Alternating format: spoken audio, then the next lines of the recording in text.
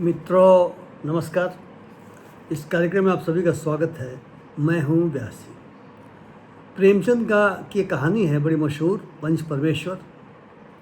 उस कहानी में दिखलाया गया कि गांव के बहुत ही साधारण भोले भाले लोग, उनके बीच जब झगड़ा होता है किसी बात को लेकर के, तो मामला पंच के पास आता है और पंच से उम्मीद की जाती है कि वह न्याय करेंगे बिना देखे समझे कि पार्टी कौन है। उसमें से पंच ऐसे लोग होते हैं जिन्हें माना जाता है, पहले चुनाव तो नहीं होते थे, अब तो चुनाव होते हैं, लेकिन पहले चुनाव नहीं होते थे, लेकिन पंच उन्हें बनाया जाता था जिन्हें माना जाता था कि यह न्यायप्रिय लोग हैं, यह न्याय करेंगे। उसमें से जो पंचों के प्रमुख एक व्यक्ति है, क्योंकि पंच बता जाता था कि मेरे किसी नाम पे सहमति होती थी, तो जिनके नाम पे सहमति हुई पंचों में से कि यही न्याय करेंगे, वो जो लिटिगेंट पार्टीज थी, दोनों जो पक्ष थे, उसमें से एक पक्ष के वो मित्र हुआ करते थे, लेकिन आशा उस पक्ष ने यह किया कि मेरा मित्र है तो मेरे पक्ष में ही निर्णय देगा। दूसरे पक्ष ने कहा कि अब हम तो क्या कर सकते हैं, उम्मीद की जाती है कि वह न्याय देंगे। और पंच ने क्या कहा? पंच ने कहा कि मैं बिगाड़ के डर से अन्याय नहीं करूंगा, न्याय का ही साथ दूंगा, क्योंकि पंच परमेश्वर होता है। यानी जो न्याय करता होता है वो परमेश्वर का दर्जा उसको प्राप्त है। यानी परमेश्वर वह जो इनफैलिबल होता है, जो कोई अन्याय कर ही नहीं सकता। परमेश्वर न्याय करता है, पुण्य और पाप के बीच न्याय करता है, सत्य असत्य के बीच न्याय करता है, अंधेरे और प्रकाश के बीच न्याय करता है। इसलिए हम कहते हैं असतो माँ सद्गमय, वह परमेश्वर होता है।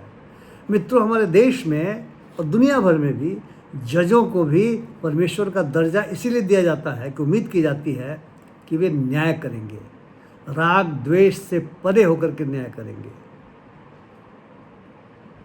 वे कानून के अनुसार काम करेंगे और हमारे देश में संविधान के अनुसार काम करेंगे। वे एबव बोर्ड होंगे, वहाँ पे भ्रष्टाचार नहीं होगा, वहाँ पे रॉन्ग डूइंग नहीं होगा, वहाँ सेक्सुअल मिसकंडक्ट नहीं होगा जो समाज में अन्य जगहों पर व्याप्त है, पाया जाता है। उनसे उम्मीद की जाती है कि जिस समाज में षड्यंत्र है वो षड्यंत्र को रोकेंगे, वो षड्यंत्र के हिस्से नहीं बनेंगे। लेकिन याद कीजिए, पिछले मार्च 2025 में दिल्ली हाई कोर्ट के जज जस्टिस यशवंत वर्मा के आउट हाउस में, जो उनका घर सरकारी घर था, बंगला, बहुत बड़ा बंगला मिलता है, उसके आउट हाउस में, यानी अहाते के अंदर आउट हाउस में आग लग गई। दमकल कर्मी आए, फायर ब्रिगेड आया और पता चला कि वहाँ पे तो नोट जल रहे हैं, नोटों की गड्डियाँ जल रही हैं, भारी मात्रा में, भारी संख्या में नोटों की गड्डियाँ रखी हुई थी और अब जले नोट बरामद हुए। और सवाल पैदा हुआ कि ये नोट किस प्रकार का नोट होगा। ये नोट तो ईमानदारी का नोट नहीं हो सकता कि ईमानदारी के नोट को आउट हाउस में कोई क्यों रखेगा। ये तो बेईमानी का होगा, तो भ्रष्टाचार का होगा। हंगामा मचा। जस्टिस वर्मा को जब पूछा गया तो उन्होंने कहा नहीं, हमारा नहीं, हम नहीं जानते। उनके परिवार के लोगों ने कहा हमें नहीं पता। लेकिन हंगामा जब मचेगा, जब ये बात प्रकाश में आएगी, कई तरह की बातें हुई। किसी ने कहा सीबीआई से जांच हो जानी चाहिए, लेकिन जजेस के विरुद्ध सीबीआई आमतौर से नहीं लगाई जाती। तो तत्कालीन जो चीफ जस्टिस थे, जस्टिस संजीव खन्ना साहब, बड़े ईमानदार चीफ जस्टिस माने जाते रहे। उनके चचा जस्टिस एच.आर. खन्ना, उन्हें सुपरसीड कर दिया गया था, उन्होंने इस्तीफा दे दिया था इमरजेंसी के दौरान। सोनाम धन्य जस्टिस एच.आर. खन्ना। संजीव खन्ना साहब ने एक जांच कमेटी बनाई, जजेस की जांच कमेटी बनाई, और जांच हुई और पाया गया उस जांच कमेटी के द्वारा कि सारा पैसा इन्हीं का था और गलत तरीके से कमाया हुआ पैसा था। इसका मतलब ये हुआ कि जजमेंट्स देने में गड़बड़ी होती थी और पैसे का लेन देन चल रहा था। सुप्रीम कोर्ट ने जस्टिस वर्मा का तबादला इलाहाबाद हाई कोर्ट कर दिया, वहीं से वो गए थे दिल्ली हाई कोर्ट और उन्हें जुडिशियल कामों से वंचित कर दिया गया। स्वाभाविक सी बात है कि जो जांच रिपोर्ट जजेस की आई उसे चीफ जस्टिस ने राष्ट्रपति को कहते हुए भेजा कि इसके आधार पर इम्पीचमेंट की कार्रवाई की जाए, क्योंकि जजेस को हटाने के लिए संविधान के मुताबिक 124(4) जो आर्टिकल है उसके तहत इम्पीचमेंट होता है। उसके लिए लोकसभा के 100 सदस्य चाहिए और या राज्यसभा के 50 सदस्य चाहिए। तो इस रिपोर्ट के बाद फिर लोकसभा और राज्यसभा के सदस्यों ने इम्पीचमेंट की नोटिस दी। इसमें रूलिंग पार्टी भी थी, अपोजिशन के लोग भी थे। सबको लगा कि तो बहुत भयानक मामला हो गया। मित्रों, जस्टिस वर्मा ने इम्पीचमेंट नोटिस देने के बाद वो सुप्रीम कोर्ट गए। उन्होंने विरोध किया कि मेरे विरुद्ध इम्पीचमेंट कार्रवाई नहीं होनी चाहिए, लेकिन सुप्रीम कोर्ट ने उनकी बात नहीं मानी और कहा कि नहीं, इम्पीचमेंट कार्रवाई होनी चाहिए।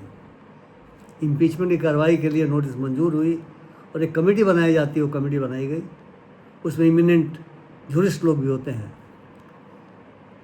लेकिन इसके पहले कि कमेटी अपना काम शुरू करे, कमेटी को इसका जांच करना होता है। वो जांच कार्रवाई करे, उनको बुलाया, उनसे पूछताछ करे और पूरे सर्कमस्टांसेस को देख करके अपनी रिपोर्ट लोकसभा को दे और वहाँ पर इम्पीचमेंट कार्रवाई प्रारंभ हो। और इम्पीचमेंट कार्रवाई के दौरान भी जस्टिस वर्मा को बुलाया जाता कि अपनी बात कहने के लिए। जस्टिस वर्मा ने इसी अप्रैल में राष्ट्रपति महोदया को अपना इस्तीफा दे दिया। इस्तीफा भी मंजूर हो गया। यानी 1 वर्ष तक यह लीला चलती रही, उन पर कोई कार्रवाई नहीं हो सकी। अब कल्पना करें, यदि कोई अधिकारी होता तो उसको तो जेल भेज दिया गया होता। कोई अधिकारी होता तो उसे बर्खास्त कर दिया गया होता, प्रोसीडिंग चला दी गई होती। जज की तो प्रोसीडिंग इम्पीचमेंट है, इससे हटाया जा सकता उनको। लेकिन उन्होंने अब इस्तीफा दे दिया इम्पीचमेंट के पहले, जबकि जब नोटों की गड्डियाँ जलती हुई पाई गई थी उस समय उन्हें नहीं लगा कि मुझे इस्तीफा दे करके अलग हो जाना चाहिए। वे शायद पंच परमेश्वर वाली जो कहानी है उसके मर्म को नहीं जानते थे। तो जज थे, कॉन्स्टिट्यूशनल कोर्ट के जज थे। मित्रों, जानकारों का कहना है कि ये जो प्रक्रिया है, जजेस के ऊपर अगर आरोप लगते हैं, गंभीर आरोप, तो उसके जांच की प्रक्रिया पारदर्शी नहीं है। जो हाईएस्ट जुडिशरी है उसे चाहिए, खास करके सुप्रीम कोर्ट को चाहिए कि जो प्रक्रिया है उसको पारदर्शी बनाए और अकाउंटेबिलिटी सुनिश्चित करें। क्योंकि हम तो उम्मीद करते हैं उस पंच परमेश्वर से, हम तो उम्मीद करते हैं कॉन्स्टिट्यूशनल कोर्ट से कि समाज में जो भी अथॉरिटी जिनके पास है उनको अकाउंटेबल बनाएंगे। अभी एक सूचना आई पार्लियामेंट में, जो लॉ मिनिस्टर, उन्होंने सूचना दिया कि 2016 से लेकर 2025 के बीच में 8,000 से अधिक शिकायतें जजेस के बारे में सुप्रीम कोर्ट में प्राप्त हुई।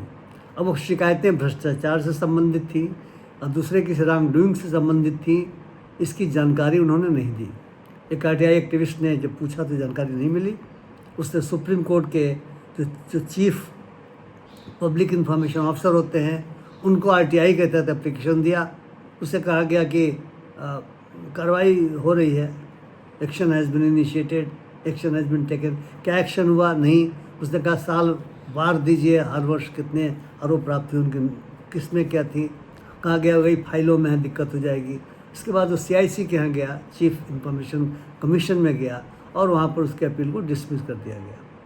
तो कहने का मतलब ये है कि पंच परमेश्वर की पूरी अवधारणा 1 या 2 जजेस के भ्रष्टाचारी हो जाने से भी प्रभावित होती है। हम ये नहीं कहेंगे कि जुडिशरी पर जनता का विश्वास एक घटना से हिल जाएगा, लेकिन इस घटना में अगर एक्शन हुआ होता तो निश्चित तौर से जनता का विश्वास कायम रहता। अब तो बहुत सारे लोग सोचेंगे कि जो जजमेंट्स दिए जाते हैं हायर जुडिशरी में भी, उसके दाल में कुछ काला तो नहीं है और ये उचित नहीं है। ये देश के लिए उचित नहीं है, समाज के लिए उचित नहीं है और ख़ुद जुडिशरी के लिए उचित नहीं है। जो कंटेम्प्ट ऑफ कोर्ट की ढाल बनाई गई है, जानकार लोग कहते हैं कंटेम्प्ट ऑफ कोर्ट की ढाल बनाई गई है। मैं लॉर्ड डेनिंग को कोट करूँगा। उन्होंने कहा था, जो प्रिवी काउंसिल के जज बड़े इमिनेंट स्कॉलर माने जाते हैं, इमिनेंट जूरिस्ट माने जाते हैं, उन्होंने कहा था कि कंटेम्प्ट ऑफ कोर्ट का इस्तेमाल न्यायालय के जजों की डिग्निटी को बचाने के लिए नहीं किया जाना चाहिए। ये तो फैसले का यदि अनुपालन नहीं होता है तो अनुपालन कराने के लिए किया जाना चाहिए, क्योंकि जो जजेज और कोर्ट की जो डिग्निटी है वो तो जिस आधार पर आप खड़े हैं, जो विश्वास आप जनता में पैदा करते हैं अपने न्याय निर्णयों के माध्यम से, उससे वो डिग्निटी मजबूत होती जाती है। तो अपने निर्णयों के माध्यम से उस डिग्निटी को मजबूत करना चाहिए, न कि कंटेम्प्ट ऑफ कोर्ट के डर से। तो मित्रों, ये पूरी बात से जो पूरी खबर है, मेरे जैसे व्यक्ति के मन में आता है कि अगर हम जजेस को परमेश्वर का दर्जा देते हैं तो उनमें से एकाध भी यदि इस तरह के आरोपों से घिर जाते हैं तो उन पर बिल्कुल पारदर्शी तरीके से जल्दी से कार्रवाई होनी चाहिए और इस तरह का मौका नहीं मिलना चाहिए। तो जस्टिस वर्मा को मिला और वे आराम से इस्तीफ़ा मंजूर करा के चले गए, और इस्तीफ़े के बाद जो उनका इस्तीफ़ा मंजूर हुआ तो रिटायर्ड जजेस को जो सुविधाएं मिलती हैं उनको मिलती रहेंगी और वो खुश रहेंगे। तो मैंने सोचा कि मैं इस मसले को आपके साथ शेयर करूं। आप क्या सोचते हैं, इस पर विचार कीजिए। अगर आपको मेरी बात अच्छी लगी तो मेरे वीडियो को लाइक कीजिए, शेयर कीजिए और अपनी टिप्पणी से मुझे लाभान्वित कीजिए। बहुत बहुत धन्यवाद। नमस्कार।